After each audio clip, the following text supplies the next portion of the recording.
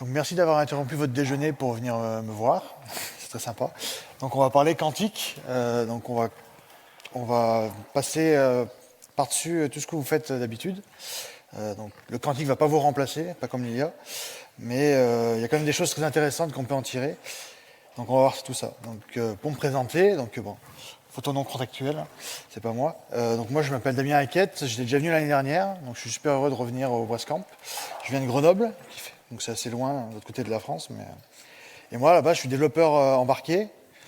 Donc bon, pour ceux qui ne connaissent pas, je travaille avec des petites cartes électroniques et je fais des bidouilles dessus, voilà, en gros. Et mon objectif aujourd'hui, c'est essayer de vous faire découvrir qu'il y a des choses en quantique et qu'il y a déjà des choses en prod. J'ai des gens qui font des algorithmes qui tournent et qui ont des besoins métiers, qui répondent à des besoins métiers. Donc, ma dernière slide, donc on va aller. Non, c'est une petite blague. On va pas faire la mathématique qui sont derrière parce que c'est un peu trop compliqué. On n'a pas le temps dans les 15 minutes. Donc, comme les meilleures trilogies sont en 3 épisodes, parce que les 2 derniers, notamment de Indiana Jones, sont spéciaux. Donc on va faire le focus sur 3 grandes parties. Donc je pourrais vous parler aussi un peu des capteurs quantiques et tout ce qui arrive avec la chimie quantique et autres. Mais on va rester vraiment sur l'informatique et les communications et la cybersécurité. Donc à quoi ça ressemble un ordi quantique? Donc ça ressemble pas tout à fait à un ordi classique, hein, parce que du coup il y a besoin d'être à peu près aux zéros absolus, donc il faut une sorte de fontaine inversée pour refroidir, et le processeur, en fait, il est tout petit, il tient à peu près dans la main, et il est positionné vraiment tout en bas, là où il fait le plus froid. Et il y a bien sûr, là on le voit ouvert, mais après il y a comme on voit derrière, il y a pareil, une enceinte pour vraiment maintenir des perturbations thermiques et autres. Donc, vous connaissez sûrement l'informatique classique, donc avec des CPU. Il y a aussi ce qu'on appelle les GPU, donc c'est très en vogue avec NVIDIA et l'IA. Donc les processeurs graphiques qui servent du coup à faire des calculs un peu en parallèle avec des vecteurs de bits. Et donc ce qui arrive là pour le quantique, c'est les QPU, donc les processeurs quantiques. Alors quelle est la différence? Donc entre archéologues, on va faire des analogies. Donc du coup, un CPU, voilà, c'est un truc basique, hein, c'est le Graal, l'Arche d'Alliance, un truc voilà, que tout le monde peut trouver facilement, quoi. Donc on peut faire des calculs avec un ou plusieurs cœurs, voilà, les algorithmes tournent, comme on a vu avant, mais plein de dépendances, c'est pas grave, on augmente la taille du processeur, voilà, ça passe. Dans l'embarqué, c'est un peu moins le cas. Quand on a des GPU, du coup, on a encore plus de puissance, qu'on peut faire des calculs en parallèle. Donc pour l'IA, c'est génial. Et quand on est en qubit, en fait, on peut faire des calculs un peu tout en même temps. C'est ça qui est magique.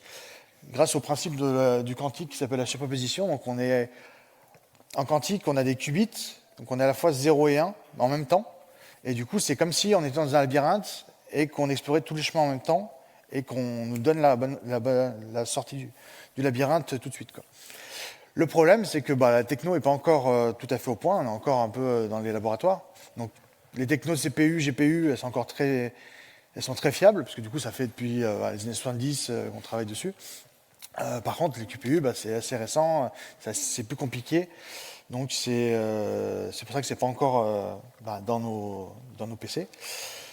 Et toute cette puissance, qu'est-ce qu'on peut en faire? Justement pour résoudre des problèmes très complexes qu'on ne peut pas résoudre avec des processeurs actuels.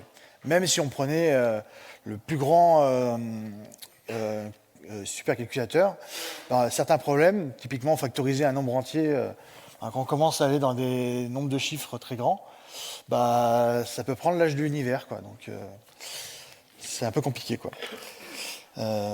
Et par contre, on voit que du coup, le fait de pouvoir faire des opérations vraiment en vrai parallèle, on arrive à avoir des temps raisonnables pour faire des calculs très très complexes, quoi. Donc on arrive à transformer quelque chose d'exponentiel en évolution polynomiale, donc on arrive à scaler facilement. Donc actuellement, il y a 3 grandes façons de faire du quantique. Donc il y a le vrai quantique, le vrai processeur quantique, c'est des QPU. Donc dedans, il y a 2 sous-stratégies, donc on en parlera un petit peu après. Il y en a une qui est un peu celle des fondeurs historiques, donc faire du quantique de la même façon qu'on fait des processeurs classiques.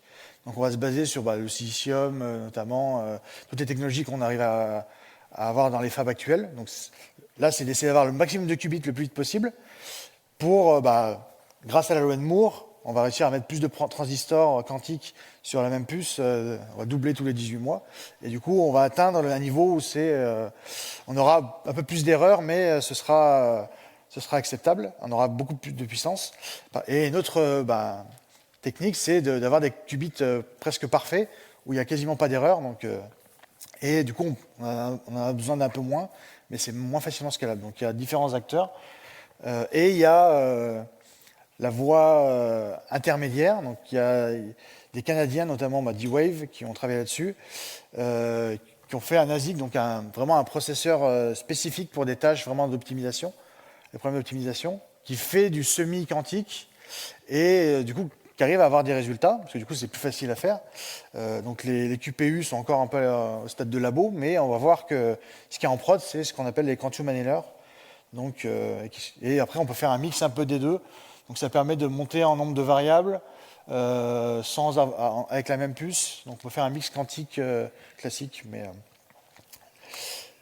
Donc là, je vais vraiment parler des QPU. Donc c'est la colonne, l'avant-dernière colonne à droite. Mais il y a vraiment tout un écosystème, comme pour le semi-conducteur. Il y a des gens qui font. Donc là, il y a encore plus besoin de rafraîchir. Donc il y a tous ceux qui font la partie cryogénie, il y a tous ceux qui font les offres logicielles à côté, parce qu'on vend du matériel, mais c'est pour faire tourner quelque chose, donc il faut qu'il y ait des utilisateurs. Donc il y a tout un écosystème qui travaille, donc là il y en a quelques-uns, il y a beaucoup d'Américains, parce qu'ils essaient de mettre ça en avant, mais il y a beaucoup de Français aussi et d'Européens qui travaillent dessus. On est un peu même en avance par rapport à l'IA là-dessus. Donc, voilà. Donc, à quoi ça ressemble un ordi quantique en prod? Donc, on avait vu ceux qui étaient dans le labo. Celui en prod, ça commence à ressembler quand même un peu à un ordinateur. Enfin, un peu à un mainframe, comme on avait qu'on a toujours même, dans certaines applications. Donc voilà, donc ça c'est D-Wave, donc ça c'est la version 1. Ils en ont sorti une cette année qui est encore plus puissante, parce que du coup ils ont encore amélioré leur process. Donc ils avaient 5000 qubits et un aspect intéressant aussi, c'est de pouvoir faire des corrélations entre les qubits. Donc en gros, on peut imbriquer des qubits pour que ils prennent la suite de l'opération. On peut faire une sorte de pipeline d'opérations pour que ça aille encore plus vite. Ça évite de faire déplacer des données, des choses comme ça. Donc c'est pour ça que justement, avec moins de qubits et plus de corrélations, ils arrivent à être 25 000 fois plus rapides. Donc c'est les tests, c'est les benchmarks internes. Là, pour le moment, c'est pas encore sorti. Donc pour les vraies applications, pas benchmarkées, ce sera peut-être un petit peu moins, mais on voit quand même, et le niveau est assez fort. Et ils ont une offre de SaaS. Alors avant, on pouvait même bricoler un peu avec. Maintenant qu'ils commencent à avoir des clients, ils ont un peu verrouillé, comme d'autres. Et donc voilà, c'est un peu cher quand même pour le prix d'entrée, donc il faut vraiment vouloir faire du quantique. Mais on verra que les retours sur investissement sont pas mal. Et on peut faire du on-premise aussi, on peut en acheter un. Donc bon, j'ai mis des X parce que je n'ai pas le prix exact, mais oui, ça doit être au moins 6 chiffres, voire plus, quoi. Donc l'usage de prod, voilà, donc c'était D-Wave est une entreprise canadienne, donc ils ont des premiers clients canadiens. Et c'est une entreprise d'agroalimentaire qui a aussi des magasins, donc qui vendent directement aux particuliers. Et un des gros problèmes qu'ils ont, c'est la gestion de la masse salariale et des plannings, notamment. Planning, livraison et autres. Et donc avant, ils faisaient ça sur du classique, du cloud classique, AWS ou autre. Et ils prenaient pour planifier vraiment toute la semaine avec tous les problèmes de produits frais, plein de choses, de droit du travail. On parle de l'administration française, mais au Canada, il y a 12 codes du travail différents, ou 13. Donc c'est assez compliqué, quoi, d'une région à l'autre. L'administratif est très compliqué. Donc voilà, donc ils avaient plusieurs experts qui passaient 12 à 28 heures par semaine, par magasin, pour faire le planning, quoi. Donc c'était assez long, et en plus, du coup, il fallait faire des rectifications, c'était assez galère. Et du coup, ils ont demandé à D-Wave pour trouver une solution, et du coup, ils ont fait un algorithme qui marche sur leur ordinateur, enfin sur leur ordinateur quantique, et du coup, ils ont réussi après plusieurs itérations, à avoir un programme qui marche, donc qui est mis en prod. et qui fait donc 50% de bénéfices, parce que du coup, tout le planning prévisionnel, ils ont juste à faire de la saisie en fait, d'informations. Ils le lancent, ça tourne pendant quelques heures, au lieu de, avant, ça prenait presque la journée pour générer pour la semaine. Là, ça prend quelques heures. Alors, pourtant, ils mettaient les sous, ils avaient beaucoup de... Ils consommaient chez AWS, mais là, voilà, là ça met quelques heures pour être généré sur le quantique. Et du coup, ils estimaient à 50 000 heures par an économisées. Donc en gros, ils n'ont plus qu'un expert maintenant par magasin qui s'occupe de ça. Et le reste du temps qu'il a, en fait, il peut faire les rectifications et faire des choses plus productives aussi que ça. Parce que dans la logistique, ils ont plein d'autres choses, plein d'événements à gérer. Et en plus, c'était fiable dans 99% des cas. Donc il y avait des fois des petits réglages. Tiens, la personne, en fait, n'a pas bien dit qu'elle ne serait pas là à ce moment-là. Il faut faire le réglage. Donc si vous voulez avoir plus d'infos, alors ils ont sorti un autre cas aussi plus récemment, mais ça c'est ce cas-là et sur leur site internet. Et les Français sont là quand même. Donc il y a aussi beaucoup d'Européens. Donc là j'ai présenté 2 cas, donc un Parisien et un Grenoblois, pour être un peu chauvin. Et donc ça illustre un peu les 2 cas que je vous ai cités avant. Donc les qubits de chat, donc c'est un type de qubit un peu particulier qu'ils arrivent à rendre très stable. Donc, eux, ils misent vraiment sur le peu d'erreurs. Par contre, c'est assez compliqué à scaler, mais ils espèrent justement avec l'aide de... Alors, ils ont NVIDIA aussi qui les aide pour faire tout le logiciel pour simuler leur processeur et pouvoir déjà commencer à faire... donc, il y a un début de cloud quantique aussi pour tourner sur la puce, mais on peut déjà commencer à faire des algorithmes sur la prévision de leur puce avec le cloud, NVIDIA et OVH. Et de l'autre côté, donc les Grenoblois de Kobli, donc en partenariat avec ST. Donc eux, c'est vraiment essayer de refaire la loi de Moore, des transistors classiques dépassés en quantique. Et par contre, il y a un taux d'erreur encore élevé. Donc il y a un algorithme en fait pour faire un peu de l'ECC, la correction de code, en mettant encore plus de qubits pour le même calcul. Donc ça faut beaucoup de qubits, mais du coup, comme c'est la course au nombre de qubits, ils arrivent à avoir des erreurs acceptables en faisant cette stratégie-là. Donc c'est pareil, ils ont aussi en partenariat avec OVH, donc c'est bien, ça reste français, et avec ST pour commencer à faire la puce qui vont sortir, les premiers prototypes vont sortir là bientôt, je crois, ou en 2026. Donc il y a quand même de choses. On a des experts aussi chez S2I, donc justement, je me suis inspiré un peu de ce qu'ils ont fait pour vous présenter la solution aujourd'hui. Donc, on a beaucoup de puissance, donc on peut faire des choses intéressantes en prod, mais on peut aussi craquer RSA. Donc ça fait peur à ceux qui ont du Bitcoin ou des choses comme ça, parce que si on craque la blockchain, c'est fini. Et alors, il y a les Chinois qui avaient dit qu'ils avaient réussi à casser RSA, mais encore, la marche est encore haute, parce que du coup, ils ont craqué une clé 22 bits, et RSA, c'est au moins 2048. Donc, on voit la différence entre 4 millions et ce qui est actuel, mais ça va arriver. Et justement, il y en a des petits malins qui commencent à récupérer tout ce qu'ils peuvent pour, pas pouvoir le dire maintenant, mais le déchiffrer plus tard. Donc, il faut se protéger.